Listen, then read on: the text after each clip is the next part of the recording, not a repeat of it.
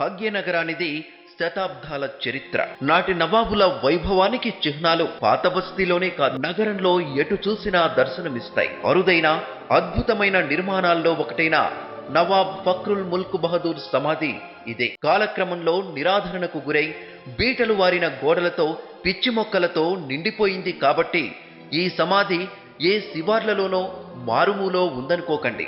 భాగ్యనగర వైభవానికి తార్కాణంగా హైదరాబాద్ నడిబొడ్డున కనిపిస్తుంది. దీని ముందు నుంచే రోజు వేల మంది ప్రయాణిస్తుంటారు.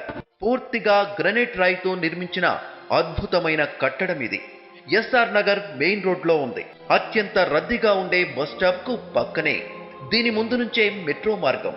నిత్యం వేల మంది దీన్ని చూస్తూ పోతుంటారే కానీ ఇదేమిటో లోపల ఏముందో చాలా మందికి తెలియదు. హైదరాబాదుని పాలించిన 7వ నిజాం మీర్ ఉస్మాన్ అలీ ఖాన్ దగ్గర ఉమ్రాగా పనిచేశారు నవాబ్ ఫక్రుల్ ముల్క్ బహదూర్.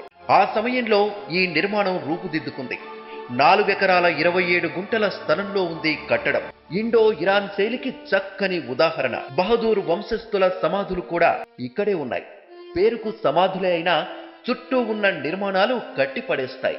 1857లో జన్మించిన బహదూర్ 1934లో మరణించారు. అప్పటి వరకు బహదూర్ దంపతులు దీన్ని పర్యవేక్షించేవాళ్లు. బహదూర్ దంపతుల కాలధర్మం తర్వాత ఇది పూర్తిగా ప్రైవేటు వ్యక్తుల ఆధీనంలోకి వెళ్లిపోయింది. నవాబుల కాలం నాటి నిర్మాణ శైలి గొప్పతనాన్ని ప్రతిబింబించే ఈ కట్టడం కళా విహీనంగా మారిపోయింది.